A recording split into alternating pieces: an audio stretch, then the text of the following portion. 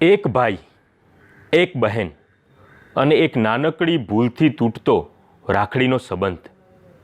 વાર્તાનું શીર્ષક છે ભાઈની બહેની લાડકી. કાનજીના માતા પિતા 10 વર્ષની બહેન નિશાની જવાબદારી એના ખભે મૂકીને ચાલ્યા ગયા ત્યારે એના ખભાઈ સાવ કોમળ હતા. માત્ર 15 વર્ષની વય, પણ એ બહેનને મા અને બાપ બનીને ઉછેરવા લાગ્યો. 9મું ધોરણ અધૂરું મૂકીને એણે સીમમાં કાળી મજૂરી કરવા માંડી.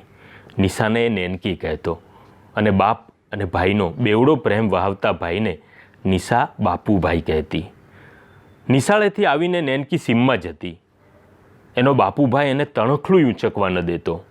નેનકી ક્યારેક રડે ત્યારે એ સીમના લીમડે બાંધેલા હિંચકામાં એને ઝૂલાવતો અને ગાતો, કોણ હલાવે લીમડીને કોણ ઝૂલાવે પીપળી, ભાઈની બહેની લાડકી ને ભૈલો ઝૂલાવે ડાળખી. એને ગાતો સાંભળી નેનકી ખડખડાટ હસી પડતી. ભાઈ બહેનનો આ પ્રેમ જોઈ ગામ લોકો વાતો કરતા. બહેનને વસિયતમાં જમીન જાયદાદ આપતા ભાઈ તો ખૂબ જોયા છે, પણ કાનજીએ તો આખું જીવતર બહેનને કાપડામાં લખી દીધું લાગે છે. આમને આમ હવાની પીઠ પર સવાર થઈને સમય વહેતો ગયો. કાનજી તો ના ભણ્યો, પણ નેનકીને એણે કોલેજ સુધી પહોંચાડી દીધી. મોંઘી ફી ભરીને એણે અમદાવાદની કોલેજમાં એડમિશન અપાવ્યું અને હોસ્ટેલમાં મૂકી. નેનકી હોસ્ટેલમાં ગઈ ત્યારથી આખું ઘર કાનજીને ખાવા ધાતું.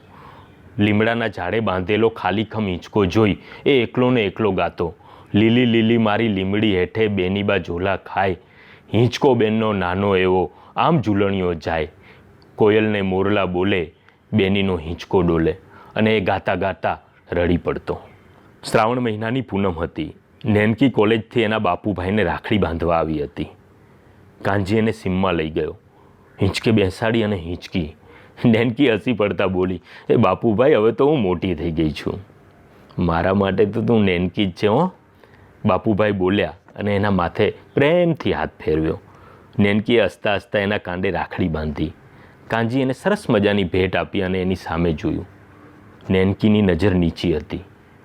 અચાનક એણે મૂંઝાયેલા સ્વરે ધીમેથી કહ્યું, બાપુભાઈ, તમે મને ખૂબ આપ્યું છે, પણ આજે એક ચીજ માગું છું, આપશો? હૃદય કાઢીને આપી દઉં? ના, મારા હૃદયમાં જે છે એ મને આપી દો. હું મારી કોલેજના એક છોકરાને ખૂબ પ્રેમ કરું છું. મારે એની સાથે લગ્ન કરવા છે. નેનકીના શબ્દો સાંભળીને કાનજીની નસોમાં જાણે દંતાળી ફરી વળી. એના ચહેરા પર આગ વ્યાપી ગઈ. નેનકીએ પહેલી વાર ભાઈ બાપુનું આ રૂપ જોયું હતું. કાનજીએ ગુસ્સાથી કહ્યું, એ નહીં બને નેનકી, ચાહે તો મારો જીવ માગી લે. કાનજીની આખી જિંદગી ગામડામાં ગઈ હતી. માત્ર 9મું ધોરણ ભણ્યો હતો. વિચારો ખૂબ જૂનવાણી. એમાંય પ્રેમ લગ્નથી તો કોણ જાણે કેમ એને સખત નફરત હતી. અને હવે પોતાની સગી બહેન પ્રેમ લગ્ન કરવાની માંગ કરી રહી હતી. કાનજીએ ધૂણીને એને ના પાડી દીધી. બહેનને કોલેજ પણ ના જવા દીધી. એણે ભાઈને ખૂબ સમજાવ્યા, પણ એ ના માન્યા. આખરે વાત કુટુંબમાં ફેલાઈ ગઈ. 2-4 ભણેલા ગણેલા વડીલો આવીને કાનજીને સમજાવી ગયા. કાના, અમે નિશાને પૂછ્યું છે, છોકરો સારા ઘરનો છે, ખાનદાન પણ ઊંચું છે, નેનકી રાજ કરશે, રાજ. ના મોટા, પ્રેમ લગ્ન કરવા હોય તો એનો યજ્ઞકુંડ મારી ચિતામાં જ બનશે. કાનાએ ગુસ્સે થઈને જવાબ આપી દીધો. વડીલોએ કહ્યું, અરે આ જમાનામાં પ્રેમ લગ્ન સામાન્ય થઈ ગયા છે. જીદ છોડી દે, નહીંતર છોડી કંઈક આડું અવળું કરી બેસશે. પણ લાખ સમજાવટ છતાંય કાનજી ના માન્યો. આખરે એક દિવસે વહેલી સવારે નેનકી ઘર છોડીને ભાગી ગઈ. ઘરે ચિઠ્ઠી મૂકતી ગઈ હતી. કાનાએ સવારે એ વાંચી. એણે લખ્યું હતું, બાપુભાઈ, તમે મારા ભગવાન છો, પણ અજય વિના હું નહીં જીવી શકું. હું જાઉં છું, મને માફ કરી દેજો. એ દિવસે કાનજીના હૃદય પર જાણે ટ્રેક્ટર ફરી વળ્યું હોય એવું લાગ્યું.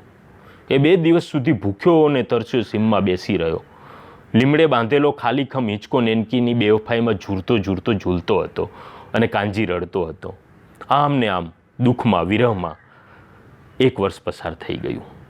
બીજી રક્ષાબંધનના દિવસે અચાનક નેનકી એના પતિ અજયને લઈ અને ગામડે આવી. ભાઈના પગમાં પડી ગઈ, પણ કાનજીએ એનું કાંડું ના ધર્યું.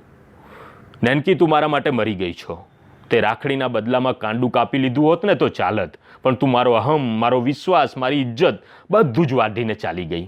જે દિવસે તું આ ઘરમાંથી ગઈ ને એ જ દિવસે આ દિલમાંથી પણ ચાલી ગઈ છે. જા, જતી રહે, હવે કદી ના આવતી. નેનકી આ અપમાનને સહન કરીને ચાલી ગઈ. એ પછી એણે ગામમાં અને કુટુંબમાં અનેક વડીલોને વિનંતી કરી, બાપુભાઈને મનાવવાનો પ્રયત્ન કરી જોયો, પણ કાનજી ના માન્યો. બીજી, ત્રીજી, ચોથી એમ દરેક રક્ષાબંધને રાખડી લઈ અને નેનકી આવતી અને હળધૂત થઈ અને પાછી જતી. આમને આમ 20 વર્ષ પસાર થઈ ગયા.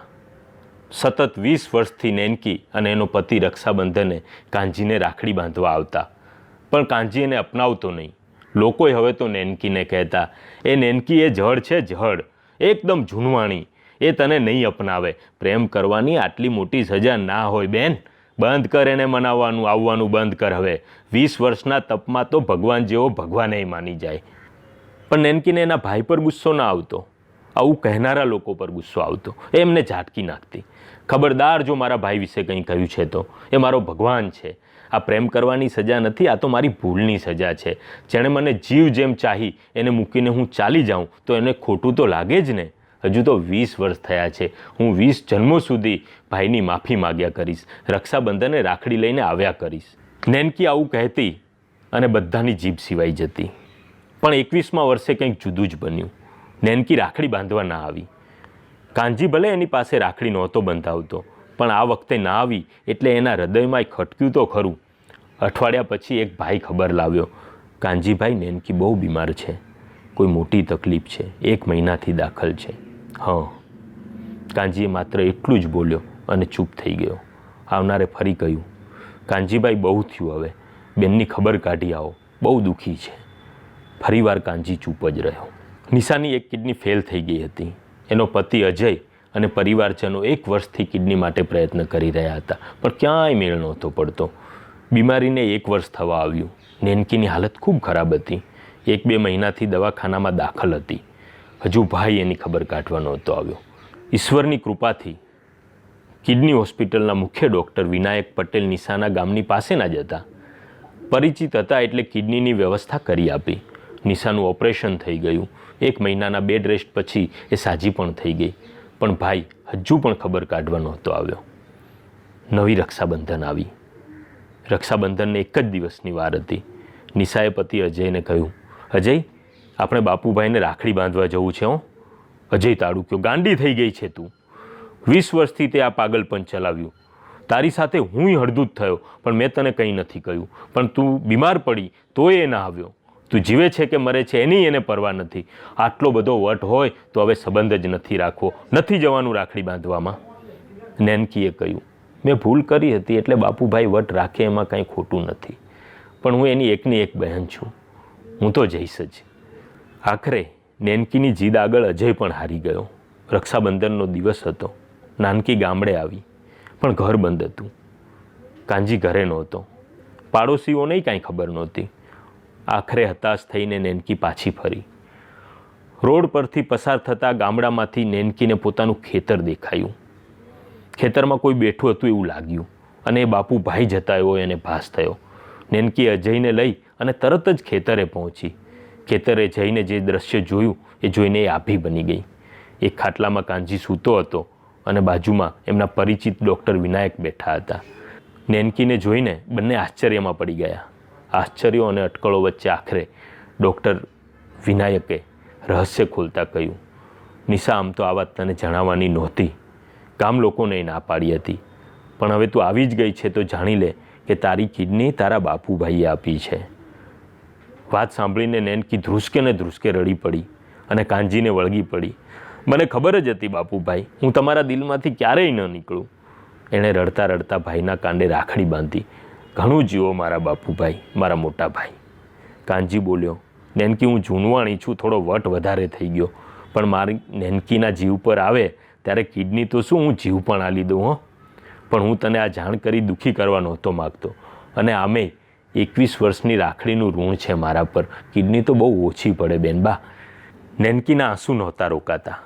આખરે બાળપણમાં જેમ એને છાની રાખવા માટે, એને હસાવવા માટે કાનજી એને ઝૂલા ઝૂલાવતો, એવી રીતે એણે ઊભા થઈ નેનકીને હિંચકા પર બેસાડી અને ઝૂલા ઝૂલાવ્યા અને ભીના સાદે એણે ગાવા માંડ્યું, કોણ હલાવે લીમડી ને કોણ ઝુલાવે પીપળી, ભાઈની બેની લાડકી ને ભૈલો ઝુલાવે ડાળખી. પણ કોણ જાણે કેમ બાળપણમાં હિંચકા ખાઈ ભાઈનું ગીત સાંભળી અને છાની રહી જતી નેનકી આજે વધારે જોરથી ધ્રુસકે ને ધ્રુસકે રડી પડી.